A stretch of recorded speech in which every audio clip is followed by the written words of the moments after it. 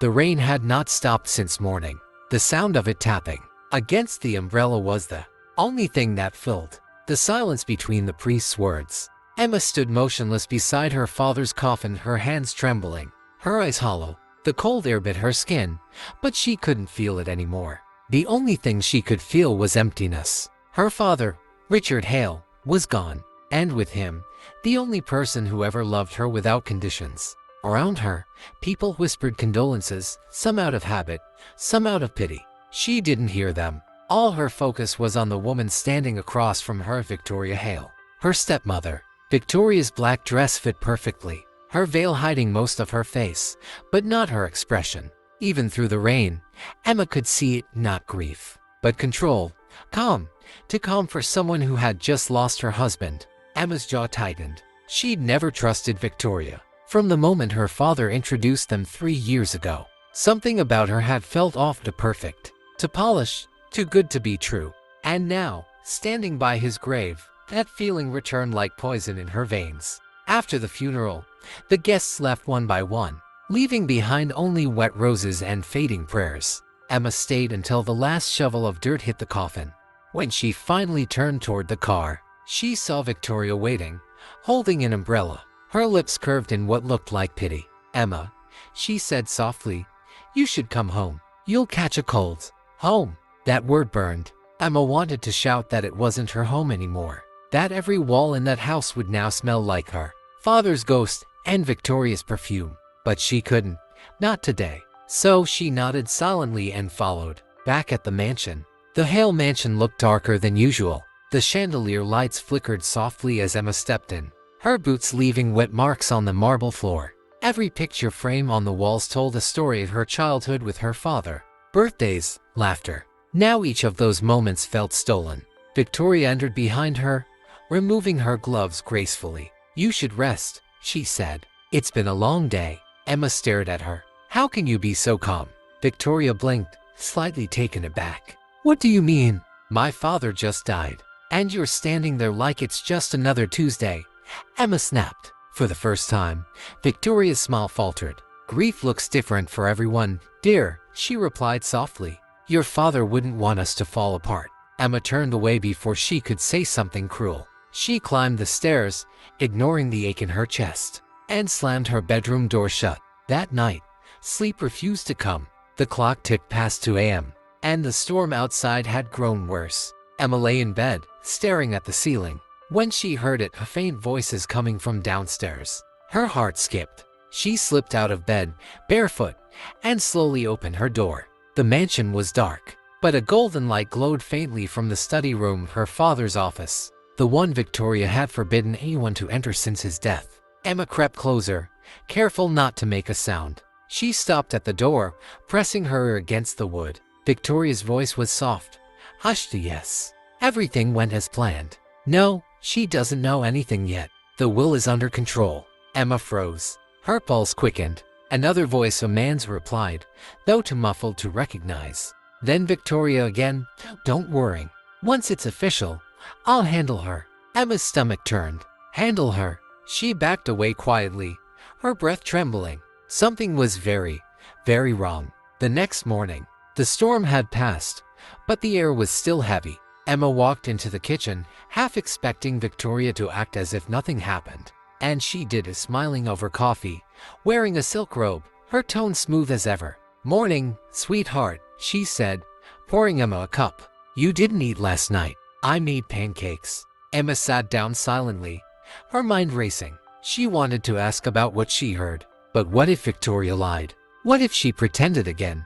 "Victoria," Emma began carefully, "what are your plans now?" "About the estate." Victoria didn't flinch. "Your father left everything to me, legally speaking. But don't worry, you will always have a place here." Her voice was sweet, but it stung like a knife. Emma gripped her fork, forcing a smile. "Of course." Victoria tilted her head. "You don't trust me, do you?" Emma looked up sharply. "Should I?" For a brief second, the mask cracked. Victoria's eyes went cold, distant, like someone who'd spent years learning how to hide their true self. Then she smiled again. "Trust is something we earn, darling. I'm sure time will help." Later that afternoon, Emma went into the garden, her father's favorite place. The smell of wet soil and roses filled the air. She knelt by a small marble bench and traced the initials carved into it. RH. Her tears finally fell. She missed him, his laughter, his warmth, his quiet wisdom. But under that grief was something else, suspicion. What had Victoria meant by everything went as planned? And what will was she controlling? Emma pulled out her phone and opened her father's old email account, one she still had access to. Most of it was business, but one unread message caught her attention. It was from 2 weeks before his death. The subject line read, "If anything happens to me, trust no one, especially Victoria." Her hands shook as she clicked it open. But before she could read further, the screen went black. Her phone had powered off a dead battery, and just as she reached for the charger, she heard the door creak open behind her. Victoria stood there, smiling faintly. "What are you doing, darling?" Her tone was calm, but her eyes sharp, watching. Emma hid her phone under a pillow. "Just resting," she murmured. Victoria nodded. "Good. You need rest. Tomorrow, the lawyer will come. We'll go through your father's documents together." Emma's throat tightened. "Together?" "Of course," Victoria said, her lips curving into that same, practiced smile. "We're family now." She turned to leave, but paused at the door. "Oh, and Emma, stay out of the study tonight. There's nothing there for you." Then she closed the door softly. Emma sat frozen, her heart pounding. Her father's voice echoed in her mind. "Trust no one, especially Victoria."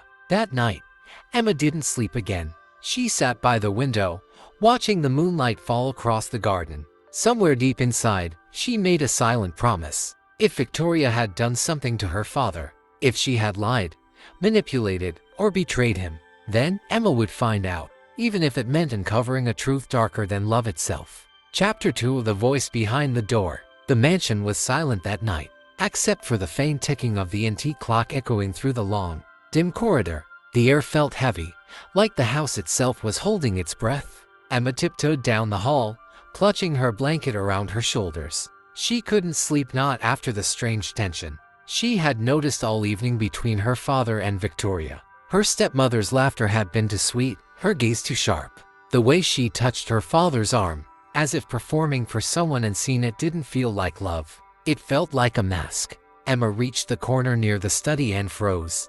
A soft voice slipped through the cracked door, low and urgent. "Yes, he trusts me completely," Victoria whispered. "No, he won't know a thing until it's too late." Emma's heart skipped a beat. She pressed closer, her barely an inch from the wood. "Money isn't the problem," Victoria continued, her tone shifting from silk to steel. "It's his daughter. She's cautious, always watching. If she finds out, everything falls apart." The girl's pulse raced. His daughter, that was her. The room went quiet for a few seconds. Emma could hear her own breathing, shallow and terrified. Then came a sound, a man's voice, muffled and deep from the other side of the line.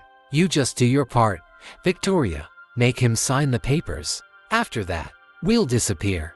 Emma's blood turned cold. Her mind flooded with questions she couldn't even begin to answer. Disappear?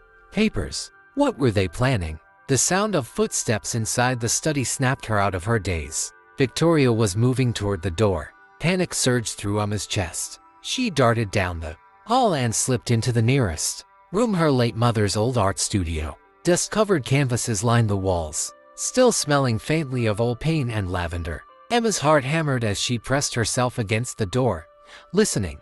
The study door creaked open. "Emma," Victoria's voice floated down the hallway, too calm, too sweet. "Are you awake, darling?" Emma didn't respond.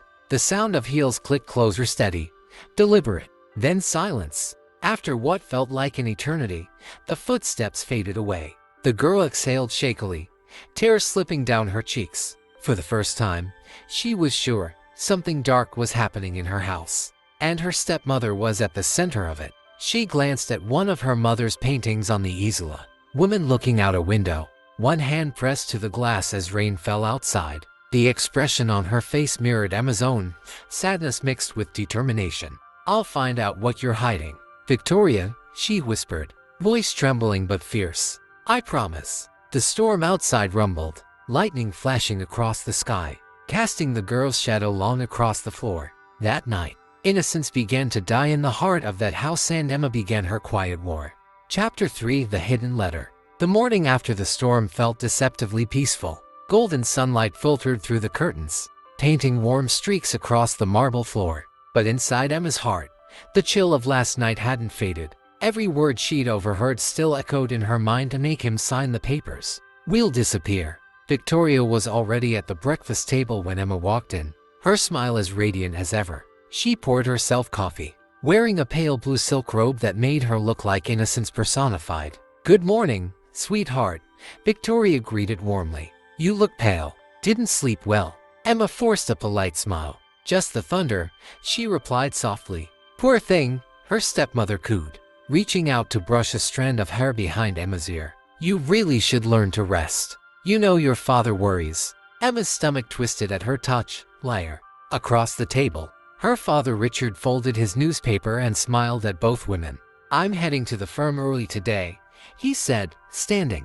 "Victoria, can you handle the decorators? And Emma, maybe help her choose the fabric for the new lounge." "Of course, darling," Victoria said sweetly. The moment Richard left, the house grew silent again. Victoria sipped her coffee without a word. The silence between them was thick enough to suffocate. When Victoria finally left for her meeting with the decorators, Emma's chance came. She hurried upstairs to her father's study. The room smelled faintly of cedarwood and ink. Papers were neatly stacked, and a family photo sat on the desk. Her father, and her late mother. Victoria had added her own photo beside it. Emma hesitated for a moment, guilt flickering through her, but she shook it off. She needed to know. She began checking the drawers carefully, methodically. Old contracts, correspondence, property deeds. Nothing strange until she found an envelope wedged beneath a file marked Estate Revision 2023. The envelope wasn't sealed properly. Inside, she found a letter written in Victoria's unmistakable handwriting. "Richard, darling, I've done everything you asked, but the situation is becoming dangerous. The inheritance issue must be resolved soon. Once the documents are signed, we can move forward with the transfer. He trusts me, he doesn't suspect a thing. But his daughter, she's a problem." 5. Emma's hands trembled. Inheritance, transfer. None of this made sense. Her father's business, their home. Was Victoria planning to take it all? Suddenly, the sound of heels echoed down the hallway. Emma froze. Victoria was back. Heart pounding, she stuffed the letter back into the envelope, pushed it under the file, and darted behind the curtains just as the door opened. Victoria entered, humming softly. She walked straight to the desk and pulled out her phone. "Yes," she whispered. "He'll sign tonight. I'll make sure of it." Emma could see the faint smile curling her stepmother's lips in the reflection of the window. It wasn't the smile of love, it was triumph. When Victoria left again, Emma stepped out from behind the curtain, shaking. She grabbed the letter, tucked it inside her jacket, and whispered to herself, "I need to protect Dad, no matter what." That night, as the clock struck midnight, Emma sat by her bedroom window with the letter in her hands. The moonlight made her face look pale and haunted. She didn't know who Victoria was truly talking to or what the transfer meant, but she knew one thing. Tomorrow, everything had to change. Because if she didn't stop her stepmother soon, it might be too late. Chapter 4: The Poisoned Truth. The mansion was unnervingly quiet that night. The air smelled of roses and deceit. The ticking of the antique clock echoed through the long corridor, every second feeling heavier than the last. Emma descended the staircase slowly, her pale fingers brushing the wooden railing. She could feel something was wrong, she didn't know what, but every nerve in her body screamed that this evening wasn't normal. When she entered the dining hall, the lights had been dimmed. The only illumination came from the chandelier above, casting a golden hue across the polished table. At the far end, Victoria, her elegant, perfect stepmother, stood pouring wine into two delicate crystal glasses. "Come, darling," Victoria said softly, her tone sugar-sweet but ice-cold. "Dinner's ready." Emma hesitated. "Where's Dad?" "He had to go out for a meeting. It's just us tonight." Her voice was steady, smooth to smooth. Emma sat down reluctantly, her heartbeat quickening. Her father's absence didn't surprise her anymore. Lately, he had been distant, controlled by Victoria's charm and quiet authority. Victoria placed a plate of roasted lamb in front of her. The aroma was tempting, but Emma's gaze was fixed on the glass of red wine that shimmered beside her plate. She had seen it, a faint pinch of white powder, almost invisible, dissolving into the dark liquid as Victoria turned her back. She swallowed hard. "You didn't drink yours," she said carefully. Victoria smiled, a smile too perfect to be real. "I will. Let's make a toast first." "To what?" Victoria lifted her glass, her eyes glittering. "To family, and to letting go of the past." Emma's hands trembled slightly as she lifted her glass. She didn't sip. She only pretended to. The bitter scent was unmistakable, metallic and faintly sweet. Poison. Her chest tightened. Memories rushed through her mind, her mother's death, the accident that no one talked about, Victoria's sudden appearance just months later. Emma forced a smile. "You've been good to Dad," she whispered. Victoria leaned closer, her perfume intoxicating. "I've been good to all of you. It's not my fault some people can't handle being replaced." Emma froze. "What do you mean?" Victoria's smirk deepened. "Your mother was fragile. She couldn't stand losing what she thought was hers. But your father deserved happiness. So do I." Emma's throat went dry. "You mean she didn't? She drank what wasn't meant for her?" Victoria's eyes gleamed with satisfaction. "History has a funny way of repeating itself, doesn't it?" Emma's breath caught. Her fingers twitched near the wine glass. Her pulse raced like a drumbeat in her ears. "Why are you doing this to me?" she whispered. Victoria tilted her head, her tone dripping with pity. "Because, my dear, you're just like her. Always watching, always questioning, always standing in my way." The storm outside thundered, lightning flashing across the window. Emma's eyes darted toward the door, but Victoria's voice stopped her cold. "Sit down, sweetheart. You wouldn't want to upset your father when he comes home." Her hands were shaking now. She reached for her phone in her pocket, but it wasn't there. She remembered leaving it in her room, charging. Victoria poured more wine, humming softly. The calmness of her movements was terrifying. Emma's mind raced. She needed time. She needed a way to make her drink it instead. "Let's toast properly," Emma said, forcing a trembling smile. "To new beginnings." Victoria's eyebrow lifted in amusement. "Now that's my girl." They both lifted their glasses. Emma's mind flashed with memories, her mother's laughter, her father's love, and the haunting night she found her mother lifeless at the bottom of the stairs. Her hand tightened around the stem of the glass. Then, just as Victoria brought her wine to her lips, Emma pretended to stumble. The glass slipped. Crimson liquid splattered across the tablecloth. "Oh, I'm so sorry," Emma gasped, feigning panic. Victoria's smile faltered for a split second, her calm mask cracking. "Careless girl," she hissed, dabbing at the spill with a napkin. "I'll pour another." No, it's fine," Emma said quickly, standing up. "I think I've lost my appetite." Victoria rose slowly. "Sit down." Her tone wasn't motherly anymore. It was commanding, cold, sharp as glass. Emma took a step back. "What did you do to my mom?" Victoria's lips curved. "I gave her peace." Tears burned in Emma's eyes. She turned to run, but the moment she reached the doorway, she heard it. "Emma," Victoria called sweetly, "don't forget you're part of this family too. And families share everything." Emma didn't look back. She ran upstairs, her mind spiraling. Her body was trembling, but inside her, something else was awakening. A realization. Her mother hadn't died by accident, and now Victoria wanted her gone too. She shut her bedroom door, locking it. Her breath came in sharp, shallow bursts. She needed proof. She needed to tell her father. She didn't notice the shadow under her door, the pair of heels clicking softly on the floorboards outside. Victoria whispered through the wood, her voice almost tender. "You'll thank me one day, darling." Then silence. Emma backed away, clutching her chest. For the first time, she understood. The real danger wasn't outside the house. It was inside, smiling, wearing pearls, and calling her daughter. Chapter 5: The Hidden Diary. The next morning arrived under a heavy silence. The mansion, normally alive with footsteps and conversation, felt frozen in time.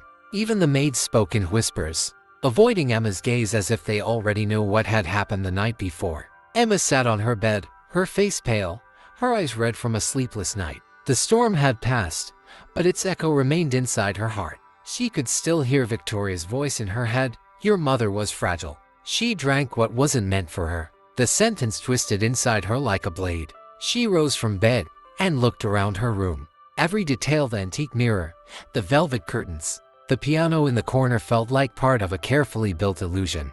Everything here was controlled by Victoria, even her father's love. She had to find proof, something that could expose her stepmother's lies. That's when her eyes fell on the old jewelry box sitting on her dresser. Box her mother had owned before she died. It was silver, engraved with roses, but slightly tarnished from age. Emma had kept it closed for years, too afraid to open it, as if it carried her mother's last breath inside. Now, her fingers trembled as she reached for it. Click! Inside were a few faded photographs, her parents smiling in the garden, her mother's favorite locket, and beneath it, a small key. Emma frowned. She had never noticed that key before. "What were you hiding, Mom?" she whispered. She looked around her room. There was no locked drawer, no visible chest that matched the key. But then, she remembered something: her mother's old art studio, at the far end of the mansion's east wing. After her death, the room had been sealed. Victoria had called it a painful memory and told her father never to open it again.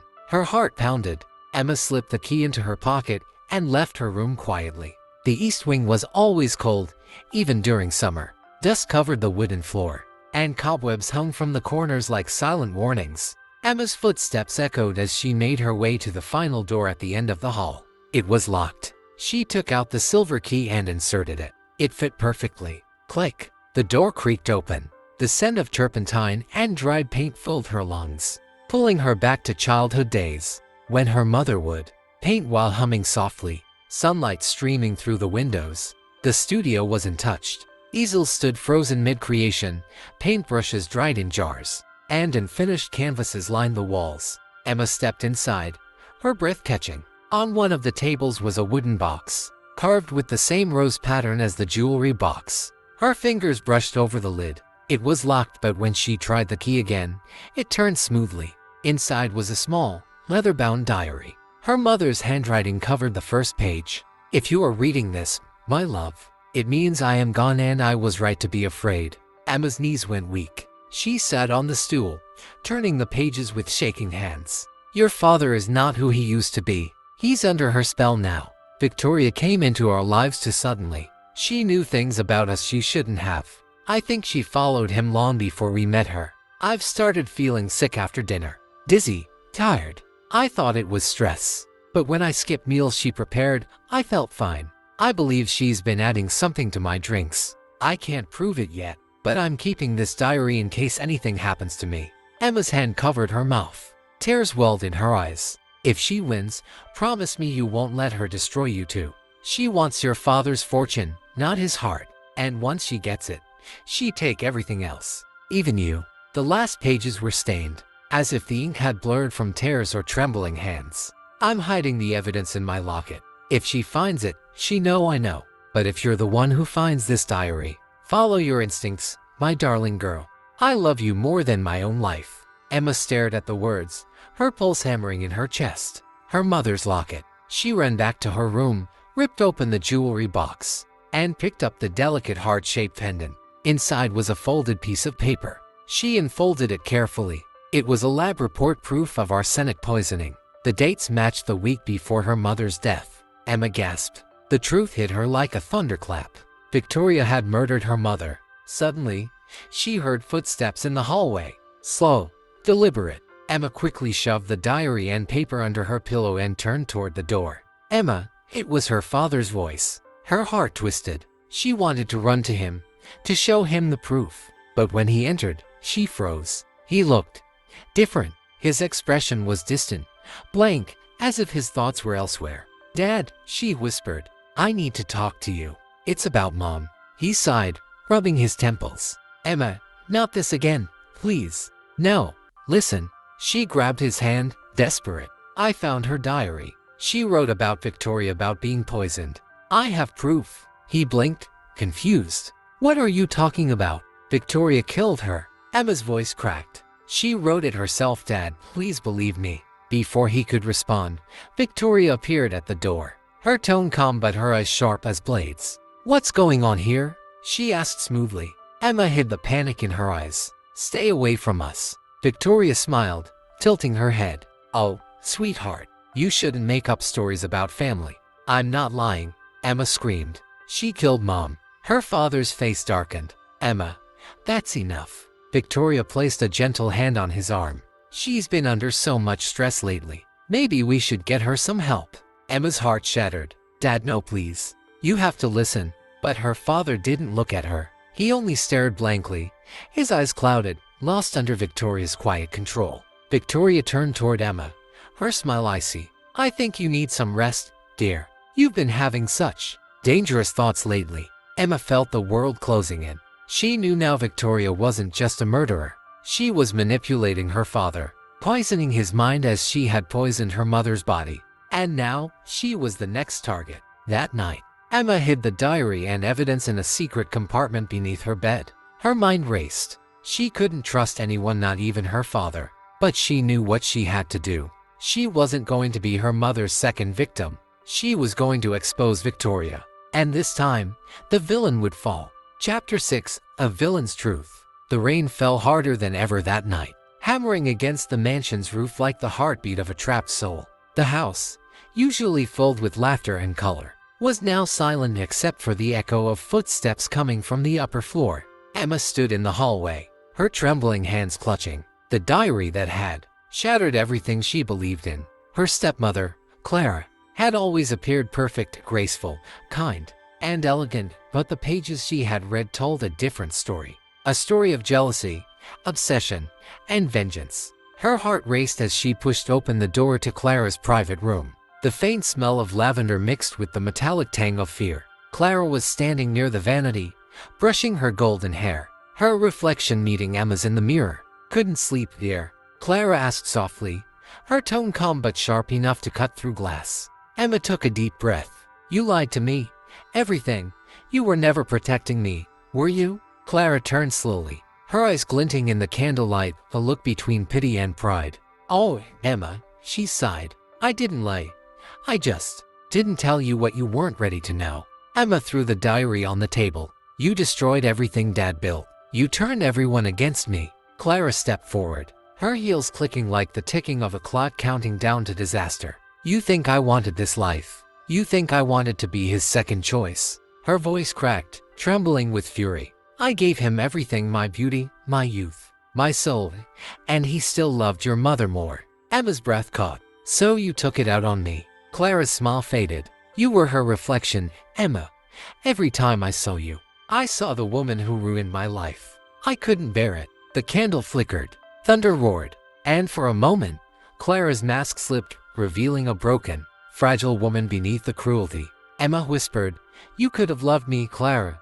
I would have loved you back. Clara's eyes shimmered. It's too late for love, darling. All that's left is consequence. Before Emma could react, Clara stepped closer, holding a small vial, the same one she had seen mentioned in the diary, the sleeping poison. But this time, Emma was ready. She grabbed the locket from her neck, opened it, and revealed a micro-recorder, blinking red. You've already lost, Clara. The police have everything. Clara froze, her hand trembling as sirens wailed in the distance. The storm outside finally broke into lightning as officers burst through the door. Clara didn't fight. She simply smiled, tears in her eyes, whispering, you're your mother's daughter after all. As they led her away, Emma stood still, staring at the diary one last time. In her heart, she felt both relief and grief. Justice had come, but love, once twisted by envy, left scars that time could never erase. Chapter 7. The Final Betrayal. The storm had calmed outside, but inside the mansion, chaos still brewed. Emma sat in the grand hall, her heart numb, her eyes dry from too many tears. The diary now lay open before her, its final pages revealing the truth her mother never wanted her to know. Her stepmother, Clara, was not always the monster she had become. Once, she had loved Emma's father deeply, but after his accident, grief twisted into greed, and love turned into vengeance. Clara's betrayal wasn't born from hate alone. It was born from the unbearable fear of losing everything. When Clara entered the hall, her face was pale and streaked with mascara. You read it, didn't you? She whispered. Her voice trembled. For the first time, she sounded human. Yes, Emma replied, standing up slowly. You killed him. You lied to me and you made me hate myself. Clara's lip quivered. I tried to protect you, Emma. You were too young. You wouldn't have understood. Emma took a step closer, eyes blazing. Protect me? You destroyed every person who loved me. You made me your puppet, your little project of revenge. Thunder rumbled again, faint but sharp, like the echo of everything that had been lost. Clara sank to her knees. I loved your father too much. I couldn't let him go. I couldn't let you remind me of him every day. Emma looked down at her, feeling the ache of 1,000 broken memories. Then you should have let the past die instead of turning me into your victim. For a long moment, silence hung between them. The mansion seemed to breathe, heavy and haunted. Clara looked up, tears falling freely. So what will you do now? Call the police? Expose me? Emma shook her head.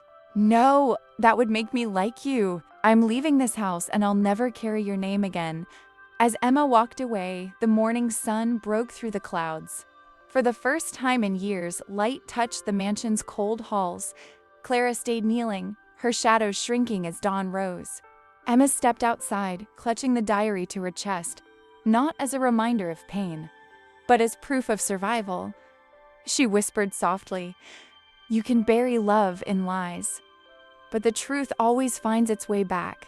And with that, she disappeared into the light, leaving behind the woman who had once pretended to be her mother, but was now just another ghost of her past.